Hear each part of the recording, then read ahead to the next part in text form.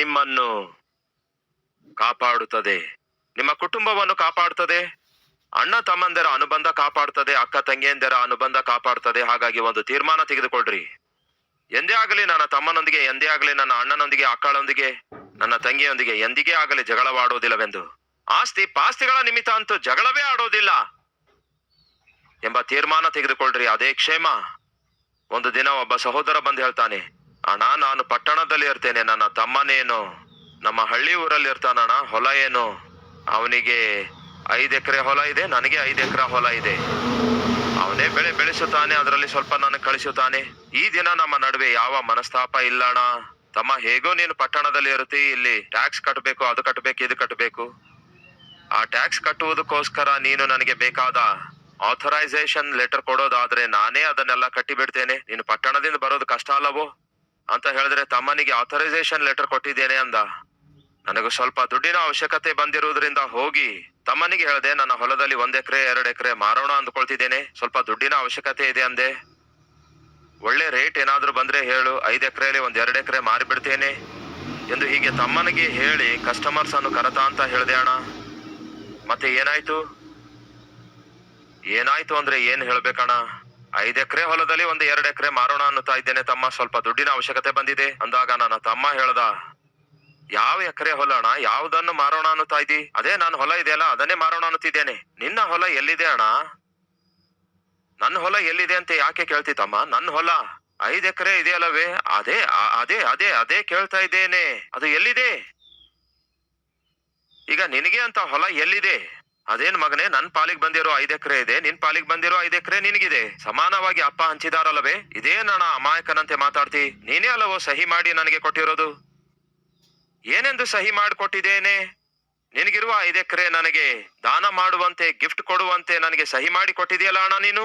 ಅಯ್ಯೋ, authorisation letter ಕೊಡು ಅಣ್ಣ, ಟ್ಯಾಕ್ಸ್ ಎಲ್ಲ ನೀನ್ ಕಟ್ಲಿಕ್ಕೆ ಆಗೋದಿಲ್ಲ, ಆ ಟ್ಯಾಕ್ಸ್ ನಾನೇ ಕಟ್ತೇನೆ ಅಂದಾಗ ಆಥರೈಸೇಷನ್ ಮೇಲೆ ನಾನು ಸಹಿ ಮಾಡಿದ್ದೇನೆ. ಅದರಲ್ಲಿ ನಾನು ನಿನಗೆ ಗಿಫ್ಟ್ ಆಗಿ ಕೊಡುವಂತೆ ಸಹಿ ಮಾಡ್ಲಿಲ್ಲ ತಮ್ಮ. ಅಮಾಯಕನಂತೆ ಮಾತಾಡ್ಬೇಡಣ, ಇಷ್ಟು ಓದಿದಂತಹ ನೀನು. ಅಫ್ಕೋರ್ಸ್ ಅವನು ಓದಿದ, ಆದ್ರೆ ಅನುಬಂಧವನ್ನು ನಂಬಿದ ಪ್ರಿಯರೇ. ಈ ತಮ್ಮನೇನೋ ಓದಿಲ್ಲ, ಆದ್ರೆ ಅನ್ಯಾಯವನ್ನೇ ನಂಬಿದ. ಹೇಳ್ತಿದ್ದಾನೆ, ಅಣ್ಣ ಈ ದಿನ ನನಗೆ ಯಾವ ಸ್ಥಳ ಇಲ್ಲವೇ ಇಲ್ಲ ಎಂದು. ಆ ತಮ್ಮನು ಮಾಡಿದೇನೆಂದರೆ ಕೇವಲ 5 ಎಕರೆ ಸ್ಥಳಕ್ಕೋಸ್ಕರ, ಹೊಲಕ್ಕೋಸ್ಕರ ಅನುಬಂಧವನ್ನು, ಅನುರಾಗವನ್ನು, ಸ್ವಂತ ಅಣ್ಣನನ್ನು ಕೂಡ ಮಾರಿಬಿಟ್ಟ. ಕೇಳಿ ಸಹೋದರ ಸಹೋದರಿಯರೇ,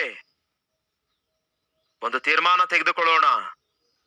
ಜೀವಿತದಲ್ಲಿ ಎಲ್ಲದಕ್ಕಿಂತಲೂ ಬಹು ಬೆಲೆಯುಳ್ಳದು ಆತ್ಮೀಕತೆಯಾಗಿದೆ ಎಂದು, ಅನುಬಂಧವಾಗಿದೆ ಎಂದು, ಅನುರಾಗವಾಗಿದೆ ಎಂದು ಮರೆಯಬೇಡಿರಿ.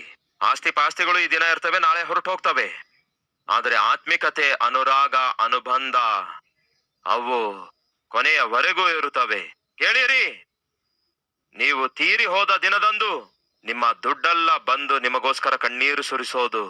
ನೀವು ತೀರಿ ಹೋದ ದಿನ ನಿಮ್ಮನ್ನು ಪ್ರೀತಿಸಿದಂಥವರೇ ಬಂದು ಕಣ್ಣೀರು ಸುರಿಸುತ್ತಾರೆ, ನಿಮ್ಮನ್ನು ಹೊತ್ಕೊಂಡು ಹೋಗ್ತಾರೆ, ನಿಮ್ಮನ್ನು ಸಮಾಧಿ ಮಾಡ್ತಾರೆ. ನಿಮ್ಮ ದುಡ್ಡಲ್ಲ. ಅದಕ್ಕೆ ದಯವಿಟ್ಟು ಅನುಬಂಧವನ್ನು, ಅನುರಾಗವನ್ನು ಮಾರಬೇಡಿರಿ, ಕಾಪಾಡಿಟ್ಕೊಳ್ಳಿರಿ. ಅದೇ ಆಶೀರ್ವಾದ. ಈ ದಿನ ಒಂದು ತೀರ್ಮಾನ ತೆಗೆದುಕೊಳ್ಳಿರಿ. ಅಕ್ಕಳೊಂದಿಗೆ ಎಂದು ಜಗಳವಾಡಲವೆಂದು, ಅಣ್ಣನೊಂದಿಗೆ ಯಾವತ್ತು ಜಗಳವಾಡಲವೆಂದು, ತಮ್ಮನೊಂದಿಗೆ, ತಂಗಿಯೊಂದಿಗೆ ಎಂದಿಗೂ ಜಗಳವಾಡುವುದಿಲ್ಲವೆಂದು. ಸಣ್ಣ ಪುಟ್ಟ ಏರ್ಪೇರ್ ಆಗ್ತವೆ, ಅದು ಬೇರೆ ವಿಷಯ. ಪೂರ್ತಿ ಮಾತೇ ಬಿಡುವಷ್ಟರ ಮಟ್ಟಿಗೆ, ಒಬ್ಬರ ಮುಖ ಒಬ್ಬರು ನೋಡಲಾರದಷ್ಟು ಮಟ್ಟಿಗೆ ಇರೋದು ಒಳ್ಳೇದಲ್ಲ. ಅದು ಆತ್ಮಿಕತೆ ಕೂಡ ಅಲ್ಲ. ಅಬ್ರಹಾಮನು ಹೇಳ್ತಿದ್ದಾನೆ, ನಾವು ಬಂಧುಗಳಾಗಿದ್ದೇವಲ್ಲವೇ, ನಾವು ಸಂಬಂಧಿಕರಲ್ಲವೇ, ನಮ್ಮ ನಡುವೆ ಜಗಳ ಯಾಕೆ? ಆಗ ಲೋಟನು ಹೇಳಬೇಕಾದದೇನೆಂದರೆ, ದೊಡ್ಡಪ್ಪ ನನಗೆ ಆ ವಿಷಯ ಗೊತ್ತಿಲ್ಲ. ಈ ದಿನ ನಾನು ಏನಾಗಿದ್ದೇನೋ ಅದು ನಿನ್ನಿಂದ ತಾನೇ ಆಗಿರೋದು ದೊಡ್ಡಪ್ಪ. ನನ್ನ ತಂದೆ ಯಾವತ್ತೋ ಸತ್ತೋದ. ಅಂದಿನಿಂದ ನನಗೆ ನಿನ್ನ ಸ್ವಂತ ಮಗನಂತೆ ನನ್ನ ಒಳ್ಳೆಯದನ್ನು ಕೆಟ್ಟದನ್ನು ನೀನೇ ನೋಡಿಕೊಂಡೆ. ಈ ದಿನ ಅಲ್ಪ ಸ್ವಲ್ಪ ಆಸ್ತಿ ಏನಾದರೂ ನನಗೆ ಬಂದಿರೋದಾದ್ರೆ ಅದು ನಿನ್ನಿಂದಲೇ ಬಂದಿದೆ. ನನ್ನ ಕೆಲಸಗಾರರಿಂದ ನಿನ್ನ ಕೆಲಸಗಾರರಿಗೆ, ನಿನ್ನ ಕೆಲಸಗಾರರಿಂದ ನನ್ನ ಕೆಲಸಗಾರರಿಗೆ ಏನಾದ್ರೂ ಮನಸ್ತಾಪ, ಜಗಳ ಏನಾದ್ರೂ ಬಂದಿರೋದಾದ್ರೆ ಈಗಲೇ ಹೋಗಿ ಬರ್ತೇನೆ, ಮಾತಾಡಿ ಬರ್ತೇನೆ, ತಕ್ಷಣವೇ ಅದನ್ನು ಸರಿಪಡಿಸಿಕೊಳ್ತೇನೆ. ಈ ವಿಷಯ ನಿನ್ನ ಬಳಿಗೆ ತರಬಾರದಾಗಿತ್ತು, ನನಗೆ ಗೊತ್ತಿದ್ರೆ ಚೆನ್ನಾಗಿರ್ತಾ ಇತ್ತು, ನಾನೇ ಅದನ್ನು ಸರಿಪಡಿಸ್ತಾ ಇದ್ದೆ. ದೊಡ್ಡಪ್ಪ ನೀನು ಪ್ರಶಾಂತವಾಗಿರು. ಯಾರು ಯಾರೊಂದಿಗೆ ಜಗಳವಾಡಿದ್ದಾರೆ ಎಂದು ತಿಳಿದುಕೊಂಡು ಅದನ್ನು ಸರಿಪಡಿಸ್ತೇನೆ. ಈ ವಯಸ್ಸಲ್ಲಿ ನೀನು ಪ್ರಶಾಂತವಾಗಿರಬೇಕು. ಈ ಜಗಳಗಳ ಬಗ್ಗೆ ಎಲ್ಲ ನೀನ್ ಚಿಂತಿಸಬೇಡ. ನಾನಿದ್ದೇನಲ್ಲವೇ ಮಗನಂತವನು, ಮಗನ ಹಾಗೆ ನಾನು ನೋಡ್ಕೊಳ್ತೇನೆ. ಅದು ಪ್ರಿಯರೇ ಲೋಟನು ಹೇಳಬೇಕಾಗಿತ್ತು.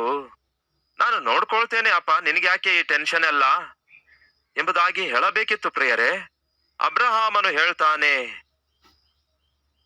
ನೀನು ನಾನು ಬಂಧುಗಳಾಗಿದ್ದೇವಲ್ಲವೋ, ನಮ್ಮ ನಡುವೆ ಹೀಗೆ ಕಲಹಗಳು ಜಗಳಗಳು ಇರೋದು ಒಳ್ಳೇದಲ್ವಲ್ಲ.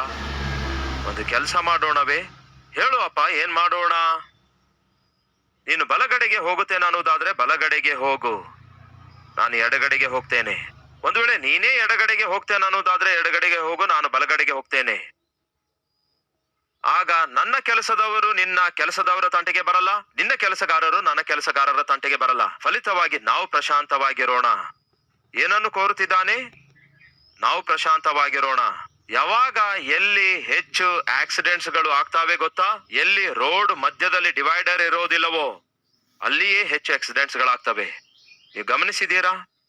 ರೋಡಿನ ಮಧ್ಯದಲ್ಲಿ ಡಿವೈಡರ್ ಇದೆ ಅಂದ್ಕೊಳ್ಳಿ, ಈ ಕಡೆಯ ವೆಹಿಕಲ್ಸ್ ಆ ಕಡೆಗೆ ಹೋಗದಂತೆ, ಆ ಕಡೆಯ ವೆಹಿಕಲ್ಸ್ ಈ ಕಡೆಗೆ ಬರದಂತೆ ಮಧ್ಯದಲ್ಲಿ ಡಿವೈಡರ್ ಇದೆ ಅಂದ್ಕೊಳ್ಳಿ. ತಮ್ಮ ದಾರಿಯಲ್ಲಿ ತಾವು ಹೋಗ್ತಾರೆ. ಈ ಕಡೆಯಿಂದ ಹೋಗುವವನು ಈ ಕಡೆ ಹೋಗ್ತಾನೆ, ಆ ಕಡೆಯಿಂದ ಬರುವವನು ಆ ಕಡೆಯಿಂದ ಬರ್ತಾನೆ. ಸಾಧಾರಣವಾಗಿ ಆಕ್ಸಿಡೆಂಟ್ಸ್ ಯಾವಾಗ ಆಗ್ತವೆ? ಎದುರು ಬದುರು ಬರುವಾಗ ಆಕ್ಸಿಡೆಂಟ್ಸ್ ಆಗ್ತವೆ. ಎದುರು ಬದುರು ಬಂದು ಗುದ್ದುಕೊಳ್ಳುವಾಗಲೇ ಆಕ್ಸಿಡೆಂಟ್ಸ್ ಆಗ್ತವೆ. ತಮ್ಮ ದಾರಿಯಲ್ಲಿ ತಾವು ಹೋಗುವಾಗ ಹೆಚ್ಚು ಆಕ್ಸಿಡೆಂಟ್ಸ್ ಆಗೋದಿಲ್ವಲ್ಲ. ಅದಕ್ಕಾಗಿ ಆತ್ಮೀಕನಾಗಿರುವ ಅಬ್ರಹಾಮನು ಲೋಟನಿಗೆ ಹೇಳ್ತಾನೆ, ನೀನು ಬಲಗಡೆಗೆ ಹೋಗೋದಾದ್ರೆ ಬಲಗಡೆಗೆ ಹೋಗು, ನಾನು ಎಡಗಡೆಗೆ ಹೋಗುತ್ತೇನೆ. ಇಲ್ಲವೇ ನಾನು ಎಡಗಡೆಗೆ ಹೋಗ್ತೇನೆ ಅಂದ್ರೆ ಎಡಗಡೆಗೆ ಹೋಗು, ನಾನು ಬಲಗಡೆಗೆ ಹೋಗುತ್ತೇನೆ. ನಾವು ಕೂಡಿ ಒಟ್ಟಿಗೆ ಇರೋಣ, ಆದರೆ ಹೊಡ್ಕೊಂಡು ಜಗಳವಾಡದಂತೆ ಸ್ವಲ್ಪ ದೂರ ಇರೋಣ. ಚೆನ್ನಾಗಿದೆಯಲ್ಲವೇ? ಒಂದು ಡಿವೈಡರ್ ಅನ್ನು ನೇಮಿಸಿಕೊಳ್ಳೋಣ. ನಿನ್ನ ದಾರಿಯಲ್ಲಿ ನೀನು ಹೋಗು, ನನ್ನ ದಾರಿಯಲ್ಲಿ ನಾನು ಹೋಗ್ತೇನೆ. ಕಲಹಗಳು ಮಾತ್ರ ಇರಬಾರದು. ಇದು ಅದ್ಭುತವಾದ ಆಲೋಚನೆಯಾಗಿದೆ. ಆಗ ಲೋಟನು ಹೇಳಬೇಕಾದದ್ದೇನೆಂದರೆ, ಮಗನೇ, ನಿನ್ನನ್ನು ಬಿಟ್ಟು ಬಿಟ್ಟು ನಾನು ಎಲ್ಲಿಗೆ ಹೋಗ್ಲಿಕ್ಕಾಗತ್ತೆ? ಇಷ್ಟು ಕಾಲ ನಿನ್ನನ್ನು ಬಿಟ್ಟು ಬಿಡಲಾರದೆ ನಿನ್ನೊಂದಿಗೆ ಇದ್ದವನಾಗಿದ್ದೇನೆ. ನಿನಗೂ ಮಕ್ಕಳಿಲ್ಲ, ನನಗೂ ತಂದೆ ಇಲ್ಲ. ನಿನ್ನನ್ನೇ ತಂದೆ ಎಂದು ಭಾವಿಸಿ ಜೀವಿಸುತ್ತಾ ಇದ್ದೇನೆ. ನೀನೇ ನನಗೆ ಹಿರಿಯನಾಗಿದ್ದಿ. ನಿನ್ನನ್ನು ಬಿಟ್ಟು ಬಿಟ್ಟು ನಾನು ಎಲ್ಲಿಗೆ ಹೋಗ್ಲಿಕ್ಕಾಗತ್ತೆ? ನನ್ನ ದೊಡ್ಡಪ್ಪನೇ, ಎಲ್ಲಿ ಸಮಸ್ಯೆ ಬಂದಿದೆ ಅವರೊಂದಿಗೆ ನಾನು ಮಾತಾಡಿ ಅವರಿಗೆ ಬುದ್ಧಿ ಹೇಳ್ತೇನೆ. ನಿನ್ನ ಕೆಲಸಗಾರರ ತಂಟೆಗೆ ಹೋಗ್ಬೇಡೆಂದು ನನ್ನ ಕೆಲಸಗಾರರಿಗೆ ಹೇಳ್ತೇನೆ ಎಂದು ಹೇಳಿದೆ ಆದ್ರೆ ಚೆನ್ನಾಗಿರ್ತಾ ಇತ್ತು. ಒಂದು ಪರಿಸ್ಥಿತಿ ತಲೆ ಎತ್ತಿತ್ತು. ಒಂದು ಅನಾನುಕೂಲ ಪರಿಸ್ಥಿತಿ ಎದುರಾಯ್ತು. ಈ ಪರಿಸ್ಥಿತಿ ಎದುರಾದಾಗ ಲೋಟನು ಮಾಡಬೇಕಾದದ್ದೇನೆಂದರೆ ಪ್ರಾರ್ಥಿಸಬೇಕಾಗಿತ್ತು. ಆತ್ಮೀಕನಾಗಿರುವ ಅಬ್ರಹಾಮನು ತನ್ನ ಎದುರಿನಲ್ಲೇ ಇರುವಾಗ ದೇವರಿಗೆ ಪ್ರಾರ್ಥಿಸಬೇಕಿತ್ತು. ದೇವರೇ, ಇಂತಹ ಆತ್ಮಿಕನನ್ನು ಬಿಟ್ಟು ಎಲ್ಲಿಗೆ ಹೋಗಲಿ ಎಂದು ಪ್ರಾರ್ಥಿಸದ ಮೇಲೆ ನನಗೆ ದಯವಿಟ್ಟು ಹೋಗಬೇಡ ಎಂದು ಹೇಳಬೇಡ ದೊಡ್ಡಪ್ಪ. ಕೆಲಸಗಾರರೊಂದಿಗೆ ಸಮಸ್ಯೆ ಇರೋದಾದ್ರೆ ಅವರಿಗೆ ಬುದ್ಧಿ ಹೇಳಿ ಅವರಿಗೆ ಸರಿಪಡಿಸ್ತೇನೆ. ದಯವಿಟ್ಟು ನಿನ್ನನ್ನು ಮಾತ್ರ ನಾನು ಬಿಟ್ಟು ಎಲ್ಲಿಗೂ ಹೋಗ್ಲಿಕ್ಕಾಗೋದಿಲ್ಲ. ಹೋಗು ಎಂದು ಮಾತ್ರ ನನಗೆ ಹೇಳಬೇಡ. ನಾನು ನಿನ್ನೊಂದಿಗೆ ಇರ್ತೇನೆ. ಲೋಪ ಏನಾದ್ರೂ ಇದ್ರೆ ಸರಿಪಡಿಸಿಕೊಳ್ತೇನೆ. ಅದು ಲೋಟನು ಹೇಳಬೇಕಾದದ್ದು. ಬೇರೆ ಇರಬೇಕೆಂದು ಇಚ್ಛಿಸುವನು ಸ್ವೇಚ್ಛಾನುಸಾರನಾಗಿದ್ದಾನೆ ಎಂದು ಜ್ಞಾನೋಕ್ತಿಯಲ್ಲಿದೆ. ಬೇರೆ ಇರಬೇಕೆನ್ನುವಂಥವನು ಸ್ವೇಚ್ಛೆಯನ್ನು ಕೋರಿಕೊಳ್ಳುವಂಥವನಾಗಿದ್ದಾನೆ. ಈ ದಿನ ಮನೆಯಲ್ಲಿರುವಂತಹ ಮಗನಾಗಲಿ ಮಗಳಾಗಲಿ ಬೇರೆಯಾಗಿರಬೇಕೆಂದು ಆಶಿಸುತ್ತಾರೆ. ಒಂದು ದಿನ ಒಬ್ಬ ತಾಯಿ ತನ್ನ ಮಗಳನ್ನು ನನ್ನ ಬಳಿಗೆ ತಂದಳು. ಅಯ್ಯ, ನಾವು 16 ವರ್ಷಗಳವರೆಗೂ ಕಣ್ಣು ಗುಡ್ಡಿನಂತೆ ಬೆಳೆಸಿದ್ದೇವೆ. ಈಗ ನಮ್ಮನ್ನು ಬಿಟ್ಟು ಬಿಟ್ಟು ಬೇರೆ ಇರ್ತೇವೆ ಅನ್ನುತ್ತಿದ್ದಾಳೆ. 10th ಕ್ಲಾಸ್ ಓದುತ್ತಿರುವ ಹುಡುಗಿ ಪ್ರಿಯರೇ, ಬೇರೆ ಇರ್ತೇನೆ ಅನ್ನುತ್ತಾಳೆ. ನಮ್ಮನ್ನು ಬಿಟ್ಟು ಬಿಟ್ಟು ಬೇರೆ ಇರಬೇಕೆಂದು ಆಶಿಸುತ್ತಾ ಇದ್ದಾಳಯ್ಯ. ಹೇಗಿರ್ಲಿಕ್ಕಾಗತ್ತೆ ಬೇರೆ? ಒಬ್ಬಂಟಿಗಳಾಗಿ ನಮ್ಮ ಮಗಳು 16 ವರ್ಷದವರೆಗೂ ನಾವು ಬೆಳೆಸಿದ್ದೇವೆ, ಪ್ರಾಣದಂತೆ ಬೆಳೆಸಿದ್ದೇವೆ. ಆದ್ರೆ ಈಗ ಈ ನನ್ನ ಮಗಳು ಇದೇ ಪಟ್ಟಣದಲ್ಲಿ ಇರುತ್ತಾಳಂತೆ. ಬೇರೆ ಆಗಿರುತ್ತೇನೆ ಎಂದು ಹೇಳಿದ್ರೆ ಹೇಗೆ ಒಪ್ಕೊಳ್ಳಲಿಕ್ಕಾಗತ್ತೆ? ನಮ್ಮ ಮಾತೇ ಕೇಳ್ತಾ ಇಲ್ಲ ಅಯ್ಯ. ಆಗ ನಾನು ಕೇಳಿದೆ, ಏನಮ್ಮ ನಿಮ್ಮ ಮಗಳಿಗೆ ಸ್ನೇಹಿತರು ಏನಾದ್ರೂ ಇದ್ದಾರೋ ಎಂದು. ತಾಯಿ ಹೇಳ್ತಾಳೆ, ಅದೇ ಅಲ್ಲವೋ ಇರೋ ಸಮಸ್ಯೆ. ಏನಂತೆ? ಅದೇ ಸಮಸ್ಯೆ. ಇತ್ತೀಚೆಗೆ ನಮ್ಮ ಮಗಳಿಗೆ ಫ್ರೆಂಡ್ಸ್ ಹೆಚ್ಚಾಗಿದ್ದಾರೆ. ಆ ಫ್ರೆಂಡ್ಸ್ ಏನ್ ಕೋರಿಕೊಳ್ತಾರೆ ಹೇಳಿ? ಸ್ವೇಚ್ಛೆ. ಅಯ್ಯೋ ಹುಚ್ಚಳೆ, ಕೇಳು. ನಾನು ನನ್ನ ಮನೆಗೆ ಯಾವಾಗ ಹೋದ್ರು ನನ್ನ ತಂದೆ ಕೇಳಲ್ಲ, ತಾಯಿ ಕೇಳಲ್ಲ. ಕೆಲವೊಮ್ಮೆ ಮನೆಗೆ ಹೋಗದಿದ್ರು ಕೇಳಲ್ಲ. ಯಾಕೆ ಗೊತ್ತಾ? ನಾನು ಹಾಸ್ಟೆಲ್ ನಲ್ಲಿ ಇರುತ್ತಿದ್ದೇನೆ. ನನ್ನ ಮನೆಯಲ್ಲಿರುವವರಿಗೆ ಒಪ್ಪಿಸಿದ್ದೇನೆ, ನಾನು ಹಾಸ್ಟೆಲ್ ನಲ್ಲಿ ಇರುತ್ತೇನೆ ಎಂದು. ನೀನು ಬಂದ್ಬಿಡು. ಇಷ್ಟ ಬಂದಂತೆ ತಿರುಗಾಡಬಹುದು, ಇಷ್ಟ ಬಂದಂತೆ ಎಲ್ಲಿಗೆ ಹೋಗ್ಬೇಕಾದ್ರೂ ಹೋಗಬಹುದು, ಯಾವಾಗ ಬೇಕೋ ಅವಾಗ ತಿರುಗಿ ಬರ್ಬಹುದು. ತಂದೆ ಭಯ ತಾಯಿ ಭಯ ಇರಲ್ಲ. ಅದಕ್ಕೆ ಬಾ, ಬಂದ್ಬಿಡು. ಎಷ್ಟು ಕಾಲ ನೀನು ತಂದೆ ತಾಯಿ ಹಾಕುವಂತಹ ಕಂಡೀಷನ್ಸ್ ನಲ್ಲಿ ಇರುತ್ತಿ? ರಾತ್ರಿ 9 ಗಂಟೆ ಒಳಗಡೆ ಮನೆಗೆ ತಿರುಗಿ ಬರ್ಬೇಕು, ಸಾಯಂಕಾಲ 7 ಗಂಟೆಗೆಲ್ಲ ತಿರುಗಿ ಮನೆಗೆ ಬರ್ಬೇಕು, ಮನೆಗೆ ಬಂದು ಸೇರ್ಬೇಕು ಅನ್ನುತ್ತಾರೆ. ತಮ್ಮ ತಂಗಿಯಂದಿರೇ ಕೇಳಿ, ಈ ದಿನ ನಿಮ್ಮ ತಂದೆ ತಾಯಿ ಯಾಕೆ ನಿಮಗೆ ಅಷ್ಟು ಕಂಡೀಷನ್ಸ್ ಹಾಕ್ತಿದ್ದಾರೆ? ಸಾಯಂಕಾಲ 7 o'clock ಸ್ಕೂಲ್ ಕಾಲೇಜ್ ಮುಗಿದ ನಂತರ ಟ್ಯೂಷನ್ ಮುಗಿಸಿಕೊಂಡು ನೇರವಾಗಿ ಮನೆಗೆ ಬರಲೇಬೇಕು ಎಂದು ನಿಮ್ಮ ಕ್ಷೇಮ ಕೋರಿ ಹಾಗೆ ಹೇಳ್ತಿದ್ದಾರೆ. ಆದ್ರೆ ಈ ದಿನ ಅಂತಹ ಮಗನು ಮಗಳು ಏನ್ ಹೇಳ್ತಾರೆ ಗೊತ್ತಾ? ಮನೆಯಲ್ಲಿ ಕಂಡೀಷನ್ಸ್ ಹೆಚ್ಚಾಗ್ಬಿಟ್ಟಿದೆ, ರೆಸ್ಟ್ರಿಕ್ಷನ್ಸ್ ಹೆಚ್ಚಾಗ್ಬಿಟ್ಟಿವೆ, ನನಗೆ ಕೋಣೆಯಲ್ಲಿಟ್ಟು ಬಂಧಿಸುವ ಪ್ರಯತ್ನ ಮಾಡ್ತಿದ್ದಾರೆ. ಇದ್ದೀರಾ ಅಂಥವ್ರು ಯಾರಾದರೂ? ತಂದೆ ತಾಯಿಗಳು ನಿಮ್ಮ ವಿಷಯದಲ್ಲಿ ಜವಾಬ್ದಾರಿಕೆ ಉಳ್ಳವರಾಗಿ, ಪ್ರೀತಿ ಉಳ್ಳವರಾಗಿ, ನಿಮ್ಮ ಹಿತವನ್ನು ಕೋರುವಂತಹ ತಂದೆ ತಾಯಿ. ನೀನು ಫ್ರೆಂಡ್ಸ್ ಜೊತೆ ಹೀಗೆ ತಿರುಗಾಡಬಾರ್ದು, ತಡರಾತ್ರಿಯವರೆಗೂ ಹೊರಗೆ ತಿರುಗಾಡಬಾರ್ದು, ತಡರಾತ್ರಿ ಮನೆಗೆ ನೀನು ಬರಬಾರದು ಎಂದು ಹೀಗೆ ತಂದೆ ತಾಯಿ ನಿಮಗೆ ಹೇಳುವಾಗ ಏನನ್ಸುತ್ತೆ ಗೊತ್ತಾ? ರೆಸ್ಟ್ರಿಕ್ಷನ್ಸ್. ಫ್ರೀಡಮ್ ಇರ್ತಾ ಇಲ್ಲ ಮನೆಯಲ್ಲಿ, ಫ್ರೀಡಮ್. ಈ ದಿನ ಕಾಲೇಜ್ಗೆ ಹೋಗುವ ಸ್ಟೂಡೆಂಟ್ಸ್ ಕೋರಿಕೊಳ್ಳೋದೇನು? ಸ್ವೇಚ್ಛೆ. ಗಂಡಂದೇರು ಈ ದಿನ ಕೋರಿಕೊಳ್ಳೋದೇನು? ಸ್ವೇಚ್ಛೆ. ಹೆಂಡತಿ ಕೇಳಲೇಬಾರ್ದು, ಏನ್ರಿ ಆಫೀಸ್ 5 ಗಂಟೆಗೆ ಮುಗಿದ್ರೆ ನೀವು ರಾತ್ರಿ 9 ಗಂಟೆಗೆ ಬರ್ತಾ ಇದ್ದೀರಿ, ಯಾಕೆ ಇಷ್ಟು ತಡ ಮಾಡಿದ್ರಿ ಎಂದು ಕೇಳಬಾರದು. ಒಂದೊಂದು ದಿನ ಅಂತೂ ಮನೆಗೆ ಬರಲ್ಲ. ಇದೇನ್ರಿ, ಮನೆಗೂ ಕೂಡ ಯಾಕೆ ಬರ್ತಾ ಇಲ್ಲ? ಆಫೀಸ್ ಮುಗಿದ ನಂತರ ಮನೆಗೆ ಬರಬೇಕಲ್ಲವೇ? ನಿಮಗೆ ಹೆಂಡತಿ ಮಕ್ಕಳು ಇದ್ದಾರಲ್ಲವೇ? ಎಲ್ಲಿಗೆ ಹೋಗಿ ಬರ್ತಾ ಇದ್ದೀರಿ ಎಂದು ಕೇಳಬಾರದು. ಏನಾದ್ರೂ ಕೇಳಿದ್ರೆ ಕೈ ಎತ್ತು ಬಿಡ್ತೀರಿ ನೀವು, ಏನಾದ್ರೂ ಕೇಳಿದ್ರೆ ಬಾಯಿ ಮುಚ್ಚಿಸಿ ಬಿಡ್ತೀರಿ ನೀವು, ಏನಾದ್ರೂ ಕೇಳಿದ್ರೆ ವಿಚ್ಛೇದನ ಕೊಡ್ತೇನೆ ಎಂದು ಬೆದರಿಸಿ ಬಿಡುತ್ತೀರಿ. ಹೀಗೆ ನೀವು ಏನನ್ನು ಕೋರಿಕೊಳ್ತಾ ಇದ್ದೀರಿ ಗೊತ್ತಾ? ಸ್ವೇಚ್ಛೆಯನ್ನು ಕೋರಿಕೊಳ್ತಾ ಇದ್ದೀರಿ. ಆ ಸ್ವೇಚ್ಛೆಯ ವಿಷಯದಲ್ಲಿ ನಿಮ್ಮ ಹೆಂಡತಿ ಯಾಕೆ ಪ್ರಶ್ನಿಸ್ತಾಳೆ ಗೊತ್ತಾ? ನೀವಂದ್ರೆ ಅವಳಿಗೆ ಇಷ್ಟ ಇರೋದ್ರಿಂದ, ನಿಮ್ಮ ಕುರಿತೆ ಆಲೋಚಿಸುತ್ತಾ ಇರೋದ್ರಿಂದ, ನೀವೇ ಅವಳಿಗೆ ಸರ್ವಸ್ವ ಆಗಿರೋದ್ರಿಂದ. ತಮ್ಮ ತಂಗಿಯಂದಿರೇ ಕೇಳ್ತಾ ಇದ್ದೀರಾ? ಅಪ್ಪ ಅಮ್ಮ ನೀವು ಮನೆಗೆ ಬರುವವರೆಗೂ ಯಾಕೆ ಟೈಮ್ ನೋಡಿಕೊಳ್ತಾ ಇರ್ತಾರ ಗೊತ್ತಾ? ನೀವೇ ಅವರಿಗೆ ಸರ್ವಸ್ವ ಆಗಿರೋದ್ರಿಂದ, ನಿಮ್ಮ ಮೇಲೆಯೇ ಅವರು ಆಸೆ ಇಟ್ಕೊಂಡಿರೋದ್ರಿಂದ. ಆದ್ರೆ ನೀವೇನ್ ಹೇಳ್ತಾ ಇದ್ರಿ? ಬಂಧಿಸಿ ಬಿಡ್ತಾ ಇದ್ದಾರೆ ನನಗೆ ಮನೆಯಲ್ಲಿ. ರೈಟ್, ನಿಮ್ಮ ಮಾತನ್ನೇ ನಾನು ತೆಗೆದುಕೊಳ್ತೇನೆ.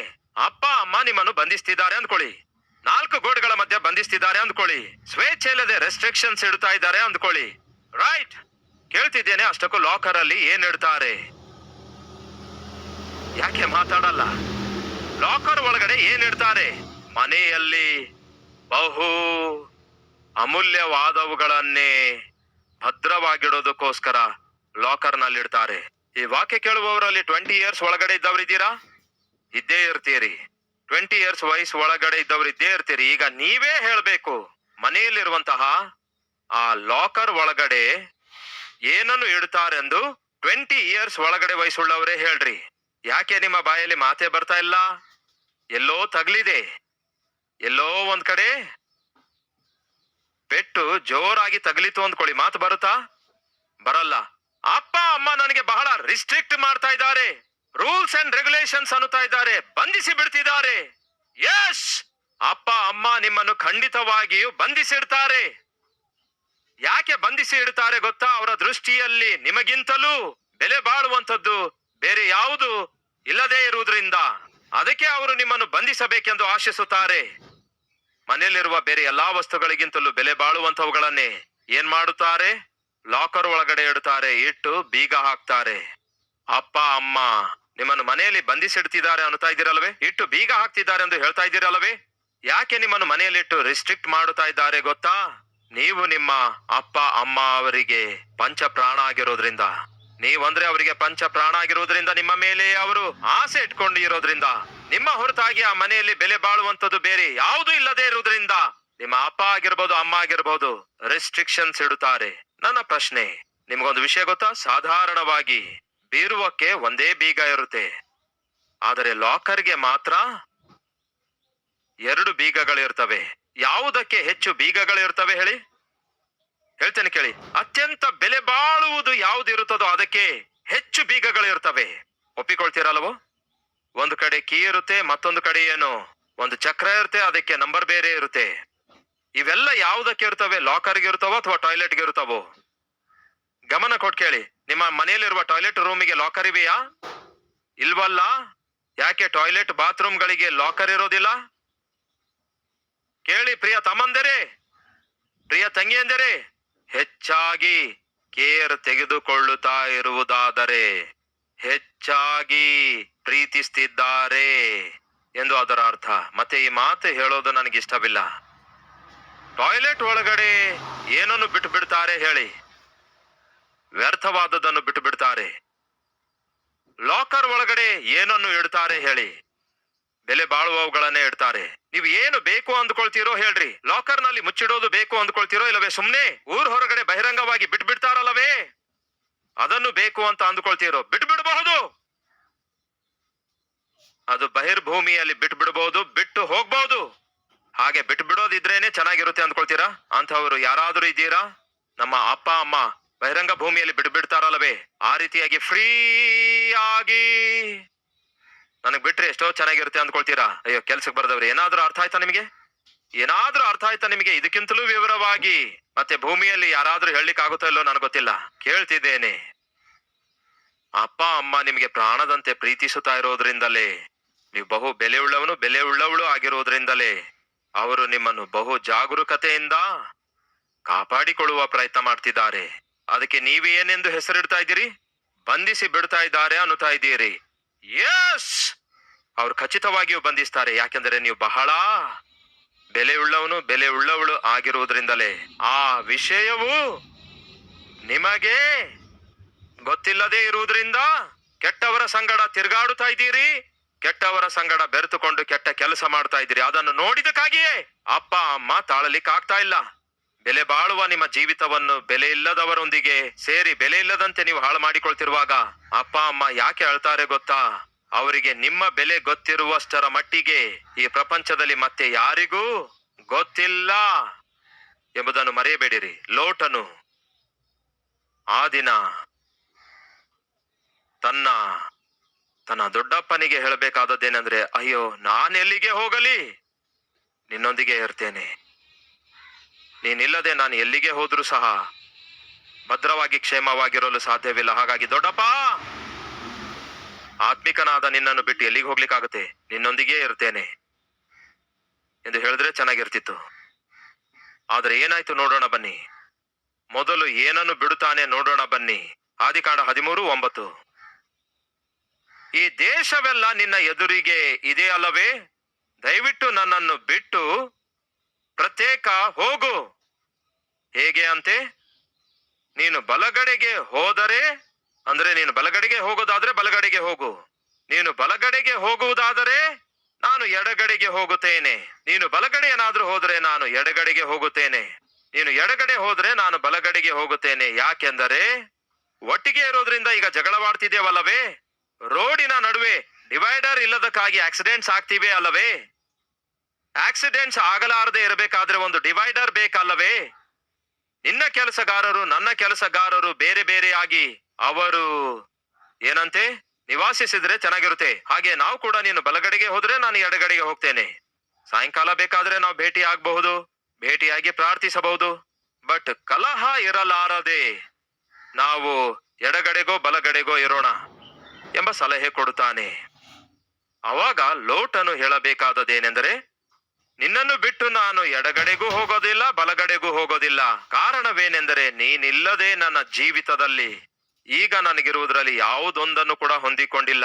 ನಾನು ಏನಾಗಿದ್ದೇನೋ ಅದು ನಿನ್ನನ್ನು ಹಿಂಬಾಲಿಸುವುದರಿಂದಲೇ, ನಿನ್ನೊಂದಿಗೆ ಇರುವುದರಿಂದಲೇ ಸಿಕ್ಕಿದೆ. ನಾನು ನಿನ್ನನ್ನು ಬಿಟ್ಟು ಹೋಗೋದಿಲ್ಲ ಎಂದು ಹೇಳುವಂಥದ್ದೇನಿದೆ ಅಲ್ಲವೋ, ಅದ್ಭುತವಾದ ಆಲೋಚನೆ ಆಗಿದೆ. ಆದರೆ ನಡೆದದ್ದೇನು ಗೊತ್ತಾ? ನೋಡೋಣ ಬನ್ನಿ. 10ನೇ ವಚನ.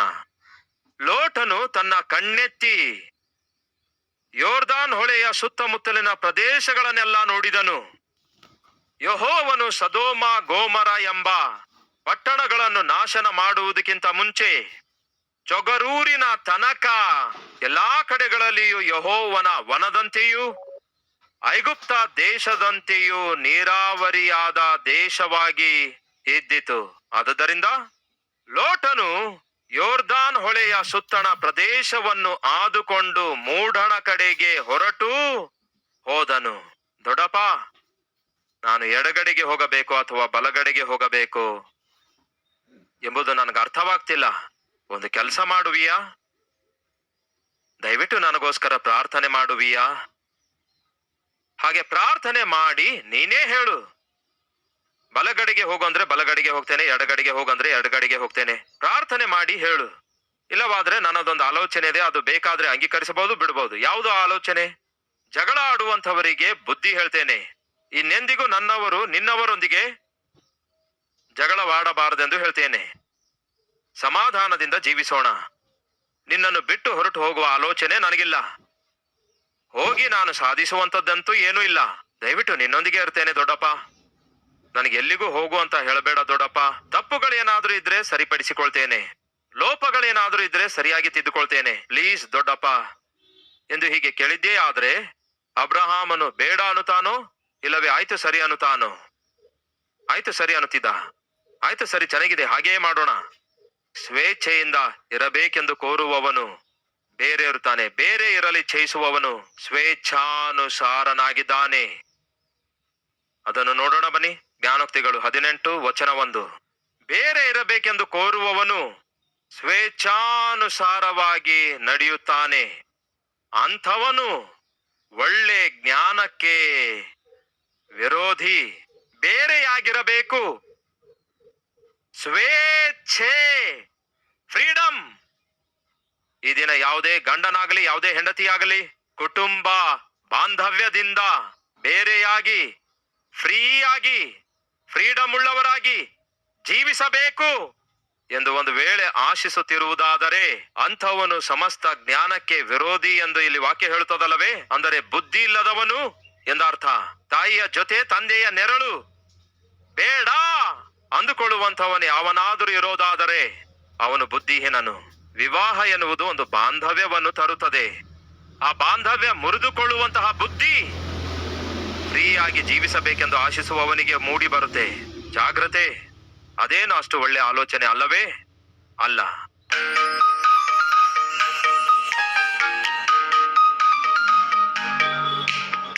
ಮಹಾಪರಿಶುದ್ಧನಾದ ಪ್ರೀತಿಯುಳ್ಳ ತಂದೆಯೇ, ನಮ್ಮೊಂದಿಗೆ ನೇರವಾಗಿ ಸ್ಪಷ್ಟವಾಗಿ ಮಾತಾಡಿದಕ್ಕಾಗಿ ನಿಮಗೆ ವಂದನೆ, ಸ್ತುತಿ, ಸ್ತೋತ್ರಗಳನ್ನು ಸಲ್ಲಿಸುತ್ತೇವೆ. ದೇವರೇ, ಪ್ರತಿಯೊಂದು ನಿರ್ಣಯ ನಾವು ನಿಮ್ಮ ಸಹಾಯದಿಂದಲೇ ತೆಗೆದುಕೊಳ್ಳಬೇಕು, ನಿಮ್ಮ ಸಲಹೆಯಿಂದಲೇ ತೆಗೆದುಕೊಳ್ಳಬೇಕು, ನೀವು ಸಮ್ಮತಿಸುವಾಗಲೇ ತೆಗೆದುಕೊಳ್ಳಬೇಕು. ಯಾವುದೇ ರೀತಿಯಾಗಿ ದುಡುಕಿ ನಮ್ಮ ಜೀವಿತದಲ್ಲಿ ನಾವು ನಿರ್ಣಯ ತೆಗೆದುಕೊಳ್ಳಬಾರದು. ಯೆಶಯ್ಯ, ಈ ಸಮಯದಲ್ಲಿ ಪ್ರಾರ್ಥನೆ ಮಾಡುವಂತಹ ಪ್ರತಿಯೊಬ್ಬರಿಗಾಗಿ ನಿಮಗೆ ವಂದನೆಗಳು. ಅವರು ಮಾಡುತ್ತಿರುವ ಪ್ರತಿ ಪ್ರಾರ್ಥನೆಗೆ ಉತ್ತರ ದಯಪಾಲಿಸಿರಿ. ಅವರು ಸುರಿಸುತ್ತಿರುವ ಕಣ್ಣೀರಿಗೆ ಉತ್ತರ ದಯಪಾಲಿಸಿರಿ. ಅವರ ಕುಟುಂಬದಲ್ಲಿರುವ ಪ್ರತಿ ಕಷ್ಟಕ್ಕೆ ಪರಿಹಾರ ದಯಪಾಲಿಸಿರಿ. ನಮ್ಮ ಪ್ರಾರ್ಥನೆಯನ್ನು ಲಾಲಿಸಿರಿ ಎಂದು ಯೇಸುವಿನ ನಾಮದಲ್ಲಿ ಬೇಡಿ ಹೊಂದಿದ್ದೇವೆ ತಂದೆಯೇ. ಆಮೇನ್.